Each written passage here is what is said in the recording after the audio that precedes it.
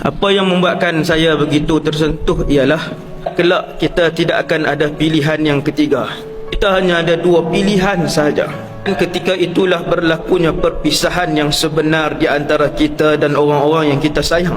Apabila seorang melangkah kaki masuk ke dalam syurga Allah dan yang seorang lagi melangkah kaki masuk ke dalam neraka Allah, wal'iyadzubillah. Untuk masuk ke dalam syurga mestilah mempunyai sifat, kriteria dan juga akhlak yang sangat baik.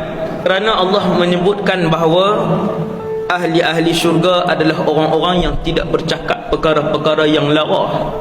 Ahli syurga adalah manusia-manusia yang apabila mereka bercakap, mereka tidak menyakitkan hati orang lain.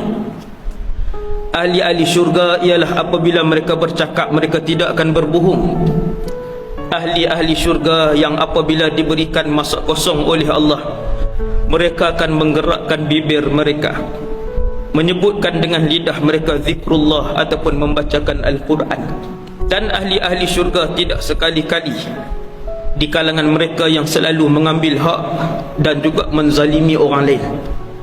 Betapa susah dan tingginya sifat dan syarat yang telah ditetapkan oleh Allah itu, seolah-olah diri yang sedang bercakap dan kita semua ni macam seolah-olahnya tidak ada pilihan lain selain syurga, iaitulah neraka, wal'iyadzubillah. Tuan-tuan sekalian, Allah Subhanahu wa ta'ala telah menghantar Rasulullah sallallahu alaihi wasallam, yang Nabi itu juga berusaha untuk memasuki syurga. Bukan Nabi itu saja, Nabi juga satu orang manusia yang sangat berusaha. Bahkan di kalangan semua Rasul, Rasulullah adalah orang manusia di atas muka bumi ini sejak Nabi Adam alaihissalam sampailah manusia yang paling akhir, yang paling banyak menerima ujian daripada Allah dan yang paling susah dengan ujian-ujian berat daripada Allah Subhanahu wa ta'ala, sampailah Nabi berjaya